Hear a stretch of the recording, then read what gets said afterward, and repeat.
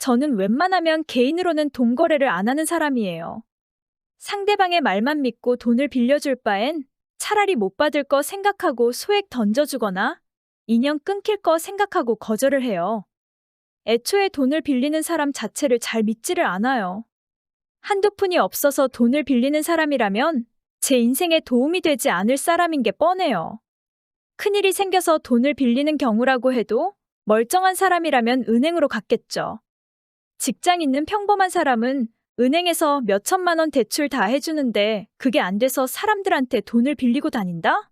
저로서는 이해가 되질 않네요. 그래서 그런 사람들과는 인연을 딱 끊지는 않더라도 가까이 두지는 않아요. 가족 간이라도 제 생각은 똑같습니다. 내가 가족으로서 돌려받을 생각 없이 줄 수 있는 돈의 경계를 정해두고 그 이상은 정말 특별한 경우가 아니라면 빌려주지 않아요. 사실 남이면 칼같이 자를 수가 있는데 가족이라고 하면 입장이 좀 난처해지죠. 다행인 건 저희 가족들은 자기가 쓸 만큼은 밥벌이하고 살아요. 부잣집 재벌처럼 펑펑 쓰며 살지는 못해도 누구에게 돈을 빌려달라고 하지 않네요. 그리고 저희 시부모님도 그래요. 저희 가족이랑 형편도 비슷하고 자식들한테 손 안 벌리시는 분이에요. 사실 누군가에게 돈을 빌리는 사람이 흔하지는 않잖아요. 그래서 제 소신을 지키며 살아갈 수 있었는데 의외의 복병이 굉장히 가까운 곳에 있었네요. 몇 달 전에 남편이 제게 진지하게 부탁을 한 적이 있어요. 돈에 관련된 얘기였고 그 이야기의 주제는 저희 신우였어요. 남편도 제가 돈을 빌려주는 일에 민감한 걸 아니까 조심스럽게 얘기를 꺼내더라고요. 신우한테 돈을 빌려주고 싶다는 얘기였어요. 저희 신우는 애 둘 낳고 잘 살고 있는 전업주부입니다. 심해부도 넉넉히 벌어서 외벌이로도 힘들지 않게 살아요. 돈 관리는 심해부가 하지만 신우한테 생활비도 넉넉히 챙겨준다고 알고 있어요. 애 키우는 엄마한테 갑자기 왜 돈이 필요할까 싶어서 물어봤어요. 신우가 돈 사고를 쳤더라고요. 신우가 동네에서 알게 된 사람을 통해서 코인인지 뭔지를 알게 됐나 봐요. 한창 코인으로 누가 돈 몇십억을 벌었다더라 했잖아요. 신우는 지루한 일상이 심심했는지 어쨌는지 그 코인이란 것에 손을 댔다고 합니다. 심해부가 생활비로 돈을 주면 다 코인에 쏟아붓고 카드값이 밀리니까 리볼빙을 하고 부족하니까 현금 서비스를 받고 주변 지인들에게 10만 원, 20만 원씩 소액으로 돈을 빌리고 다녔대요. 이걸로 돈을 벌었으면 다행인데 벌기는커녕 원금까지 다 날리는 수준이었다고 합니다. 근데 심해부가 도박 주식 이런 걸 되게 극혐해요. 심해부는 차곡차곡 적금만 붓는 스타일이고 확률 게임 자체를 안 좋아합니다. 남편한테 허락을 받기는커녕 혼날까봐 몰래 돈 빼돌려서 한 코인이 망했으니 신우는 발등에 불 떨어진 상황이죠. 혹시 집까지 날렸나 했는데 금액이 엄청 크지는 않더라고요. 한 1,000만 원 정도 했더라고요. 심해부가 알게 되면 당장에라도 애 놓고 나가라 소리 나올 상황이라 신우는 오빠인 저희 남편에게 부탁을 해온 겁니다. 저는 거절을 했어요. 제가 거절한 이유는 여러 가지입니다. 우선 신우는 돈을 빌려간들 변제 능력이 없습니다. 일을 하고 있다면 본인 용돈 줄여서 갚을 수 있겠죠. 남도 아니니 도망을 가거나 잠수를 타진 않을 거예요. 애들 놓고 도망갈 위인도 아니고요. 하지만 집에서 노는 사람이 1,000만 원을 무슨 수로 갚습니까? 그리고 또 다른 이유는 부부간에 이런 거짓말이 있으면 안 된다고 생각하기 때문이에요. 누가 사고를 쳤건 누가 수습을 하건 부부간에는 비밀이 없어야 한다고 생각해요. 신우가 저희에게 돈을 빌리고 남편이 주는 생활비를 떼서 저희 돈을 갚는다고 쳐요. 그건 바람직한 일인가요? 심해부한테 떳떳한 일인가요? 이런 이유들로 거절을 했는데 남편은 동생이 돈 1,000만 원에 이혼당할까 걱정이 크더라고요. 저도 꽤 난감했어요. 인연을 끊으면 남이 되는 사람도 아니고 허구한 날 얼굴 보는 사이니까요. 남편은 이번 한 번만 도와주면 다시는 도와달라는 말 안 하겠다고. 빚부터 다 갚고 남편한테 솔직히 다 털어놓으라고 말하겠다고. 그리고 다시는 이런 도박에 손대지 않겠다는 약속을 꼭 받아내겠다고 했어요. 차라리 지금 남편한테 털어놓고 도움을 받는 게 낫지 않겠냐고 하니까 신우가 남편한테 빚 갚아달라는 말을 못하겠대요. 빚을 갚아주기는커녕 빈털터리로 쫓아내면 신용불량자 되고 빚쟁이들 쫓아오고 그럴 것 같다네요. 설마 돈 1,000만 원에 이혼 당하겠냐 싶지만 신우는 그만큼 겁에 질려 있었어요. 저도 고민이 되더라고요. 사치를 하는 성격이라 빚이 꾸준히 생기는 것도 아니고 일시적인 사고잖아요. 또 남편이 저렇게 사정을 하니까 냉정하게 모른 척하기 힘든 상황? 결국 1,000만 원을 빌려주기로 하고 남편한테 다 털어놓고 착실하게 갚는다는 약속도 받아냈어요. 저희 남편은 자기 부탁 들어줘서 고맙다고 제게 항상 고마워하는 마음으로 살겠다고 했네요. 저희 남편은 약속대로 제게도 잘하고 착실한 삶을 사는데 신우는 아니었네요. 신우에게 돈을 빌려줘서 급한 불을 다 끄게 하고 정확히 한 달은 아무 말도 하지 않고 기다렸어요. 대화하기 전에 마음의 준비를 할 시간이 필요하겠지 싶어서요. 시간이 지나면 신우가 먼저 찾아오겠지 했어요. 근데 신우는 감감무소식이었어요. 그때는 남편을 시켜서 신우와 얘기해보게 했어요.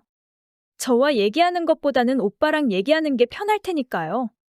남편은 신우를 찾아가 대화를 하고 한 달 내로 해결을 해보겠다는 대답을 듣고 돌아왔어요. 그러니까 정확히 2달 기다린 거죠. 그동안 조용히 기다린 건 아니에요. 남편이 수시로 신우에게 전화해서 언제 해결할 거냐고 화도 많이 냈어요. 근데 신우가 저희 남편 말은 무섭지도 않은지 기다리라는 말만 앵무새처럼 반복했어요. 그렇게 2달이 지나고 이젠 제가 나서야겠다 싶었네요. 직접 찾아가서 만나기도 하고 통화도 하면서 신우를 재촉했어요. 근데 신우의 태도가 점점 변하더라고요. 처음에 얘기를 했을 때 신우는 언니 죄송해요. 얼른 해결해 볼게요. 조금만 기다려주세요. 죄송해요. 2번째 얘기를 했을 때 신우는 조금만 시간을 더 주세요. 노력 중이에요. 그 다음에 얘기를 했을 때는 언니 제가 조금만 기다려 달라고 했잖아요. 그거 못 기다려줘요? 제가 남에게 돈을 빌려주지 않는 또 다른 이유가 저렇게 돈 빌릴 때와 갚을 때의 태도가 달라진다는 점이었어요. 무릎이라도 꿇을 듯이 사정사정 할 때는 언제고 갚을 때는 콧대가 높다 못해 하늘을 찌를 기세가 되거든요.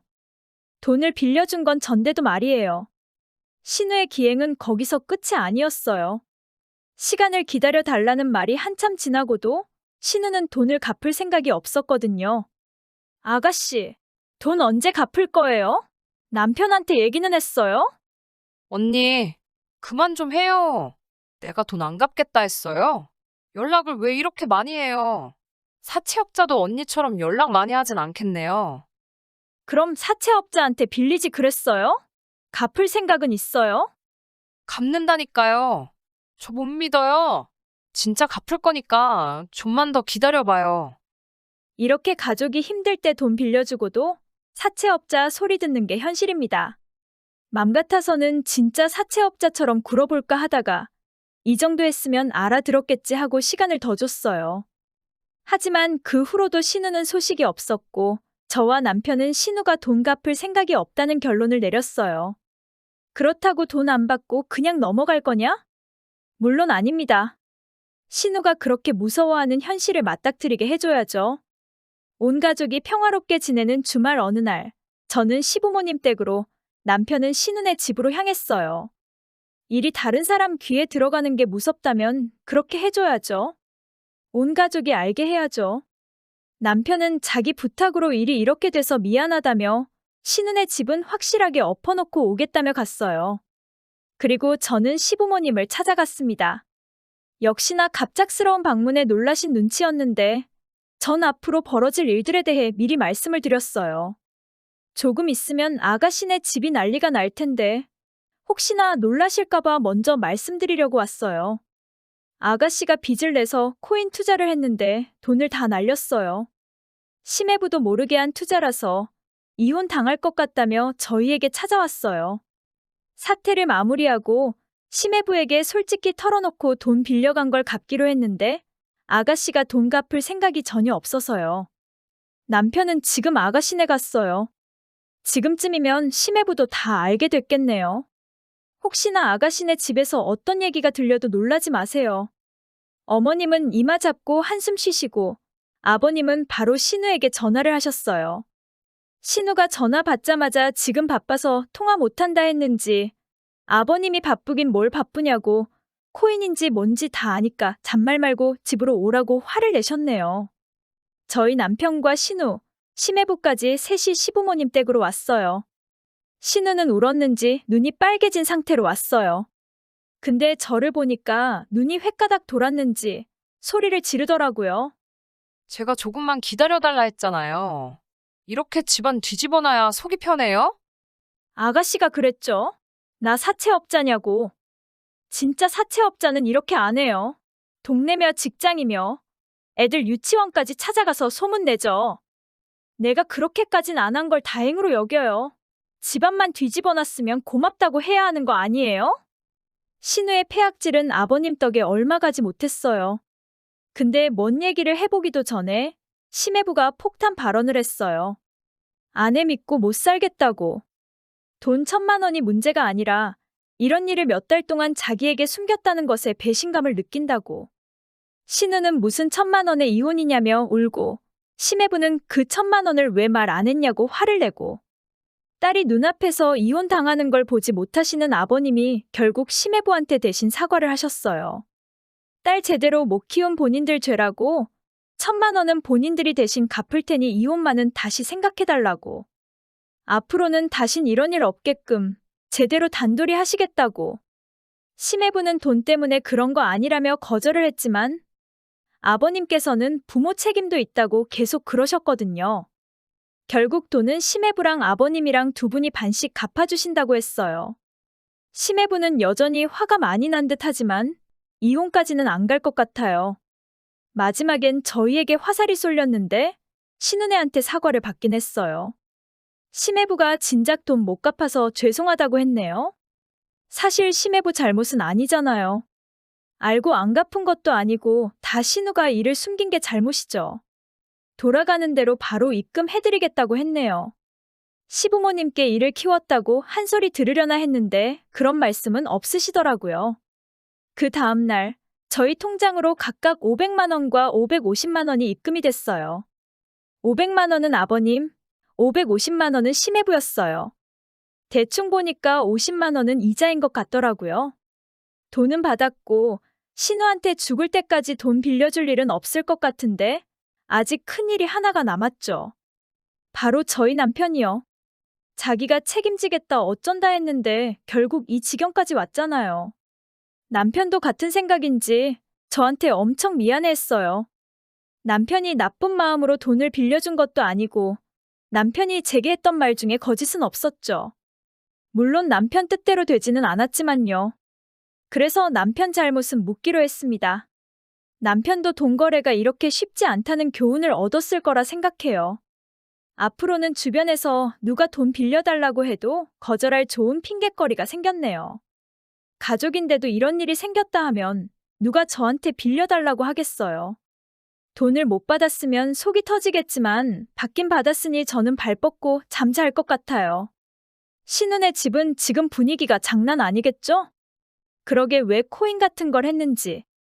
신우도 이제는 도박이니 투자니 그런 건 꿈도 안 꾸겠죠.